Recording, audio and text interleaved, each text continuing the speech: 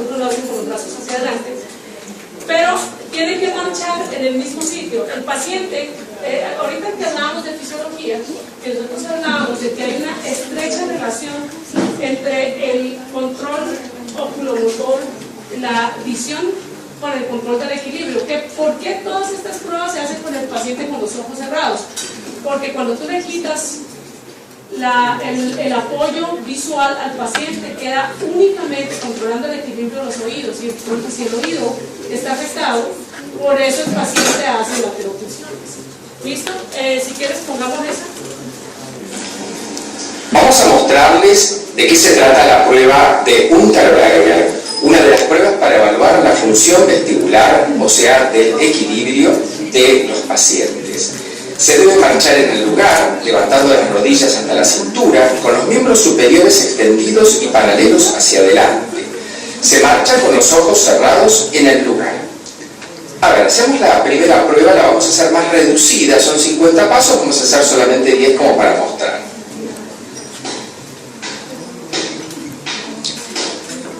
En este caso, vemos que la paciente se mantiene bien alineada, no se desvía más de 30 grados y se considera la prueba negativa. Vamos a repetirla de nuevo en un supuesto paciente con alteraciones. Ahora de nuevo. Marchando entonces, fíjense ustedes cómo ella va rotando y claramente se desvía más de 30 grados. Esta sería una prueba de Unterberger positiva.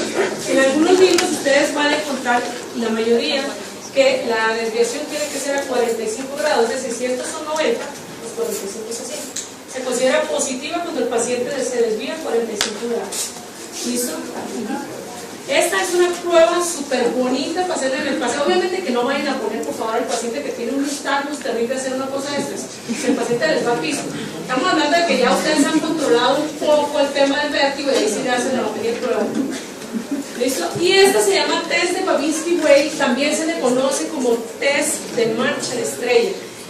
Cuando hablamos de la base de sustentación, esto tiene todo que ver, tú pones al paciente a caminar hacia adelante, hacia atrás, ¿sí? Con los ojos cerrados, y el paciente en el momento en el que empieza con problemas del equilibrio empieza a tratar de aumentar la base de sustentación y terminan formando una estrella en el piso. Eso se llama test de marcha de estrella, ¿sí? También, por supuesto, la lateralización será de acuerdo a donde el paciente está enfermo. ¿Listo? Doctora, ¿esos test solo sirven en un paciente que está agudo? O sea, cuando tú ya has controlado el vómito y el paciente se le ha bajado un estallo, si tú quieres ver, corroborar cuál es el oído que está involucrado, entonces este test te dice, tú puedes poner perfectamente tu impresión diagnóstica. Ahorita que terminen la clase conmigo, ustedes tienen que tener capacidad de no ponerle a todos los pacientes pérdidos. Por favor, los ojos, es una idea. Ajá. 3 pasos hacia enfrente y 3 pasos hacia atrás. Eso nunca se hace, eso lo están haciendo para eso. Jamás podemos hacer eso. Cuando eso el paciente les va sobre el escritorio y que lo sacan. Eso no se hace. Siempre cuidado con 2 o 3 personas. ¿Listo? Miren cómo va haciendo. Descansa. La prueba es positiva ya que el paciente desvió su trayectoria. Listo. Bueno, eso es básicamente el test de quiz. No vamos a detener el test de quiz, que es lo mismo que estamos viendo ahora. Listo, me interesa más que nos vayamos al tema de clínica. Esta es la diapositiva más importante de todas las que yo les voy a dar. Esto es un resumen, ¿sí? Que se los hice para que ustedes entiendan cómo tienen ustedes que abordar un vértigo cuando llega a orquestas. Si ustedes se fijan, empiezan diciendo vértigo periférico agudo. ¿Eso qué quiere decir? Que esto no aplica para el paciente que ha tenido 10 veces vértigo. ¿Sí? Digamos que te puedes más o menos orientar, pero en general esto aplica más para los procesos agudos. Entonces, ¿qué tienes que preguntarle a tu paciente? Le preguntas, no, dice el paciente, no, yo estaba perfectamente bien, el día de ayer empecé con la sensación de rotación. ¿Qué le tienes que preguntar enseguida? Bueno, usted además de estar mareado, tiene sordera, tiene zumbidos, tiene sensación de oído tapado, eso es a lo que se refiere con síntomas auditivos. Si el paciente dice, no, únicamente tengo vértigo, entonces tú no te vas a ir hacia allá, sino que te vas a venir hacia acá. Siguiente pregunta que le tienes que hacer al paciente. ¿Han tenido que hacer lo que les pregunté sobre la neuronitis vestibular? Siguiente pregunta. ¿Ha tenido algún cuadro gripal en los últimos 15 días? Cuando el paciente tiene un vértigo agudo, no tiene sordera, no tiene zumbidos asociados, ha tenido un cuadro infeccioso de vías respiratorias previas, es muy probable que se trate de una neuronitis vestibular. En medicina, para que ustedes sepan, si ustedes se fijan, y uno es lógico y analiza las cosas, ustedes van a encontrar que no es tan difícil hacer medicina. ¿Por qué se llama neuronitis vestibular? Cuando nosotros revisamos anatomía, nosotros vemos que el conducto auditivo interno se divide en 4. Las dos se dividen anatómicamente en 4 partes. Las 2 partes posteriores del conducto auditivo pasa una parte del octavo par que se llama el nervio vestibular. En la parte de adelante, en la parte de arriba, digamos, si uno divide el cuadro así, esto es anterior, posterior, superior, inferior. En la parte posterior, superior e inferior, pasan los vestibulares. En la anterior, en la parte superior, pasa el facial, y en la parte inferior, el coclear. Entonces, ¿qué significa esto? Que perfectamente una persona puede tener inflamación únicamente en la parte vestibular. Por eso el paciente tiene únicamente vértigo y no tiene sordera, ni tiene zumbidos, porque la parte coclear va aparte. ¿Sí? Entonces, el paciente que tiene vértigo sin síntomas auditivos, con un cuadro infeccioso previo, seguramente se trata de una neuronitis vestibular, y el paciente puede durar varios días con ese vértigo. Si ese mismo paciente, usted le pregunta y le dice, no me acuerdo de haber tenido ningún cuadro gripal, entonces tú preguntas, usted es el vértigo que no está asociado, segunda contestación a la pregunta que les hice. Paciente que no tiene síntomas auditivos, que no tiene nada de eso, tiene un vértigo, pero ese vértigo claramente está asociado a un cambio de posición. Es decir, esto es típico de un paciente que después de una borrachera se acostó torcido y así amaneció. O es un paciente que estuvo pintando su casa, el techo, durante todo el fin de semana y se acuesta a descansar y amanece con vértigo. Es decir, son cambios de posición cefálica extremos que hacen que los ojolitos salgan de su sitio y se vayan hacia otra parte dentro del canal semicircular y irrita. Por eso tiene que estar, digamos que estas son las características que debe tener para nosotros pensar en un vértigo postural paroxístico benigno. Se llama postural porque está asociado a las posturas, paroxísticos porque el paciente tiene paroxismos de vértigo incapacitantes de duración de segundos, y benigno porque para poder llegar a esa conclusión, pues el paciente no tiene que tener otro tipo de síntomas asociados. ¿Listo? Y por supuesto que si todos estos síntomas se presentan, el paciente tuvo un trauma craneoencefálico, pues seguramente hay que buscar desde fístula a otras cosas. Doctora, una pregunta. ¿La neuronitis vestibular es lo mismo que el síndrome de Ramsay-Hunt? No, señor. ¿Y cómo se diferencia? ¿Qué sabes tú del Ramsay-Hunt? Pues que puede ser también por herpes, que normalmente puede producir parálisis facial, hipoacusia y las vesículas en el conducto. Exactamente, es decir, no tiene nada que ver. El vértigo postural es un vértigo que no tiene ningún tipo de proceso infeccioso agregado, nada, absolutamente nada. No tiene asociación a cuadros infecciosos de vías respiratorias de ningún tipo. Cuando nosotros hablamos de un síndrome de Ramsay-Hunt o herpes zóster óptico, que son dos cosas, dos síndromes parecidos, la diferencia es la parálisis facial, la asociación, la aparición de vesículas y todo eso te hace pensar en otra cosa, ¿sí? En eso, por supuesto, el vértigo puede estar ocasionado por muchas cosas, entre ellos un herpes y todo, pero estamos hablando, digamos, en general, ¿sí? Ya aquí, de aquí para acá, te voy a contestar tu pregunta ahorita. Bueno, ya terminamos con el tema de la no asociación a síntomas auditivos. Cuando el paciente tiene un cuadro de vértigo agudo, tiene síntomas auditivos asociados, tuvo un cuadro infeccioso de vías respiratorias, ustedes pueden decir, ese paciente tiene una laberintitis. ¿Eso qué quiere decir? Que todo el laberinto está involucrado, la parte vestibular con la parte coclear. ¿Listo? Es absolutamente incapacitante. Es de las únicas, por ejemplo, lo único que hizo Uribe que dejara de trabajar en 8 años es una laberintitis. Duro. duro el cuadro. Este mismo cuadro, que no está asociado a una infección de vías respiratorias, pero sí tiene síntomas auditivos, puede ser, si está asociado a una sensación de oído tapado, es probable que se trate del primer cuadro de una enfermedad de Meniere, es un paciente que hay que seguir. Y por supuesto, lo que hablábamos ahora, existen muchas agudizaciones de procesos crónicos, o dentro de esta infección de vías respiratorias puede aparecer un herpes zoosterótico, ¿sí? Entonces te va a decir por dónde va los síntomas que están asociados, te dirán por dónde puede ser. ¿Listo? Bueno, la enfermedad de Meniere, que también es una cosa que se acusa mucho como diagnóstico. Para poder uno pensar en una enfermedad de Meniere, tiene que tener esas características. Es decir, es un paciente que tiene mareo, asociado a cuando tiene el momento de crisis, de vértigo, el vértigo en ese momento se asocia a sordera, zumbido, sensación de oído tapado, ¿sí? Entonces, si nosotros no cumplimos, si no se cumplen clínicamente esas características, uno no puede pensar en una enfermedad de Meniere, ¿sí? Diferentísimo a un vértigo posicional, ¿verdad? Entonces, en estos pacientes tiene una característica. El hidro citolinfático realmente es una afección de los líquidos endolinfáticos, de la endolinfa. Entonces, lo que se hace es que empieza a producirse excesivamente la endolinfa y se empieza a acumular dentro de una estructura ósea. Entonces, ¿qué sucede si nosotros no hacemos el diagnóstico y el paciente no acude al médico?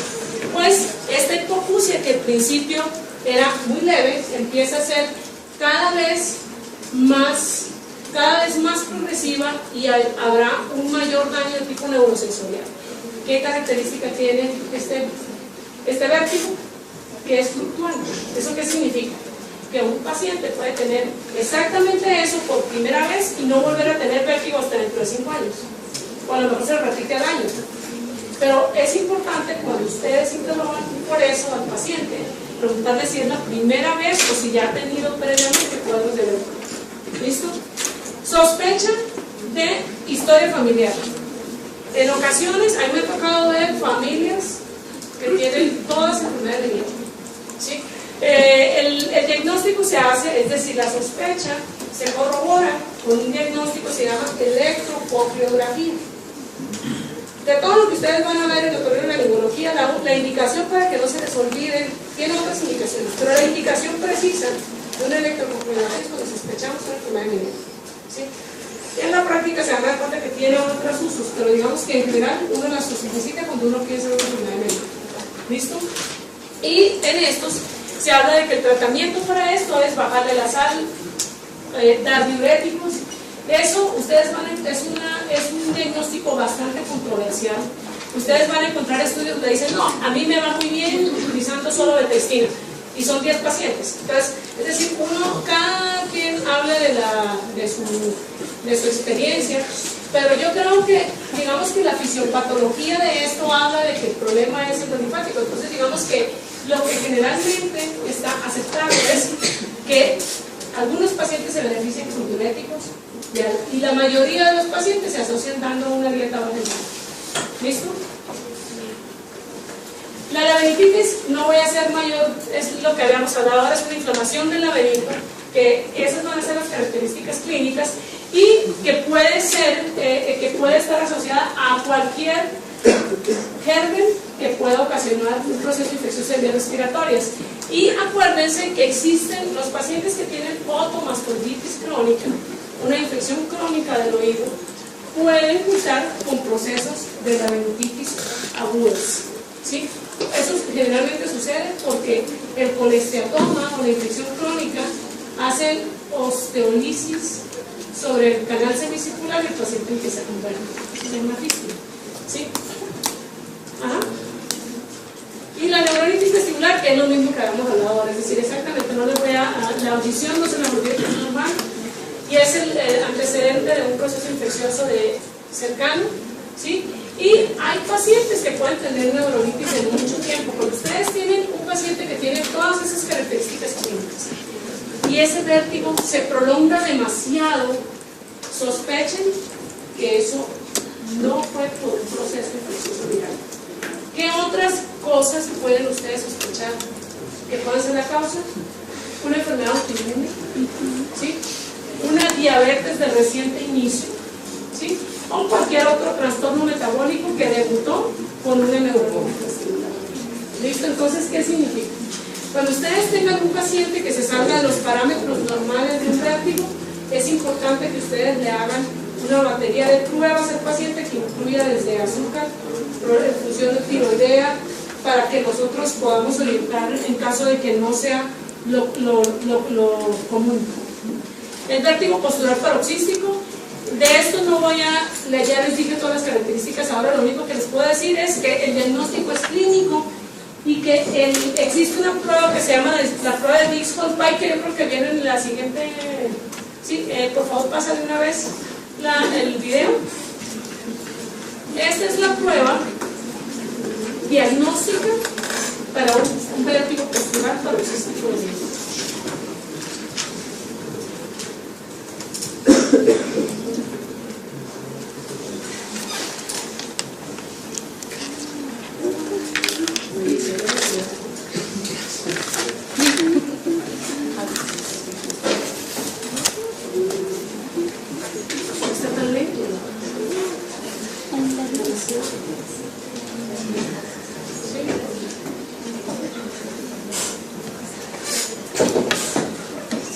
Veremos la maniobra de Dix-Hall-Pike para el diagnóstico del vértigo posicional paroxístico benigno por compromiso del canal semicircular posterior derecho. La cabeza del paciente, estando sentado, se gira 45 grados hacia el lado que vamos a testear. Luego, mientras vamos acostando el paciente boca arriba, apoyamos rápidamente la cabeza dejándola caer por debajo del plano de la canilla. Si el vértigo posicional paroxístico benigno está presente, el nistagmus sobreviene generalmente en cuestión de segundos. Bueno, en esto varias cosas importantes. Es decir, cuando es un vértigo postural, esta prueba diagnóstica, es decir, tiene que salir positiva esta prueba. Cuando eso sale, entonces uno tiene que hacer obligatoriamente la maniobra de reposición, que es diferente. Eso se confunde mucho. La maniobra diagnóstica se llama prueba de Dix-Hall-Pike y el tratamiento se llama la maniobra de Epley. ¿Listo? Que es tratamiento. ¿Listo? Que ahorita la vamos a ver al final. ¿Listo? Bueno, en la fístula también cuando en un paciente es decir, hay dos características, hay dos cosas que pueden generar en los pacientes con fístula la aparición de un vértigo. Cuando un paciente, hay pacientes, por ejemplo, que pueden tener vértigo ante la exposición a un ruido intenso. Eso se le llama fenómeno de Tulio. También hay pacientes en los cuales tú le pones un poquito de presión aire al oído y también puede aparecer. Eso también lo van a ver, eso se le llama signo de la fístula positiva. En estos pacientes casi siempre tiene que tener un antecedente de un trauma que hubiera generado el desprendimiento de los huesecillos. No te entiendo nada, ¿puedes hablar más? Sí, una dehiscencia es una fístula. Una dehiscencia es una fístula, es decir, es una lisis, una osteolisis o es una ruptura entre el canal semicircular, por alguna parte. ¿Listo? Bueno, entonces en esto también algún tipo de esfuerzo puede ocasionar la aparición de vértigo. En esto es antecedente de trauma o de cirugía de estribo fémur. ¿Listo? Y por supuesto los vértigos centrales, no me voy a detener mucho. El vértigo del anciano es un vértigo que incluye, el anciano tiene demasiadas cosas por las cuales va a tener vértigo. Es decir, es muy difícil que uno ande pensando en un paciente de 80 años que tenga un vértigo postural o que vaya a resultar en esa época con una enfermedad de Meniere. Es decir, no. El anciano tiene muchas características que van a hacer que sea susceptible a que aparezca vértigo. Envejecimiento del sistema vestibular, periférico y central. El ex-vacuo cortical, es decir, la disminución del volumen de la masa encefálica, la artrosis de la columna cervical y la calcificación y el compromiso vascular van a hacer que el paciente anciano sea muy susceptible de que aparezca con vértigo. En estos pacientes, no importa, algunos lo hacen con los brazos hacia adelante, pero tienen que marchar en el mismo sitio. El paciente, ahorita que hablábamos de fisiología, que nosotros hablábamos de que hay una estrecha relación entre el control oculomotor, la visión, con el control del equilibrio. ¿Por qué todas estas pruebas se hacen con el paciente con los ojos cerrados? Porque cuando tú le quitas el apoyo visual al paciente queda único. De nuevo en un supuesto paciente con alteraciones. Ahora de nuevo. Marchando entonces, fíjense ustedes cómo ella va rotando y claramente se desvía más de 30 grados. Esta sería una prueba de Unterberger positiva. En algunos libros ustedes van a encontrar, la mayoría, que la desviación tiene que ser a 45 grados, es decir, si estos son 90, los 45 es así. Se considera positiva. Paralelos hacia adelante. Se marcha con los ojos cerrados en el lugar. A ver, hacemos la primera prueba, la vamos a hacer más reducida, son 50 pasos, vamos a hacer solamente 10 como para mostrar.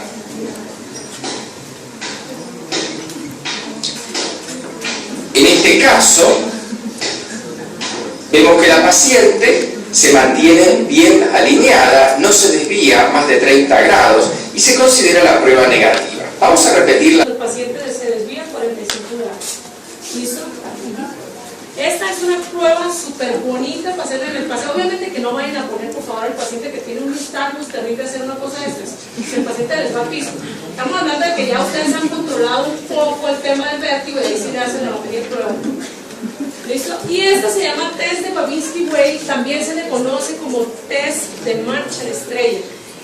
Cuando hablamos de la base de sustentación, controlando el equilibrio de los oídos, y si el oído está afectado, por eso el paciente hace lateroclusiones.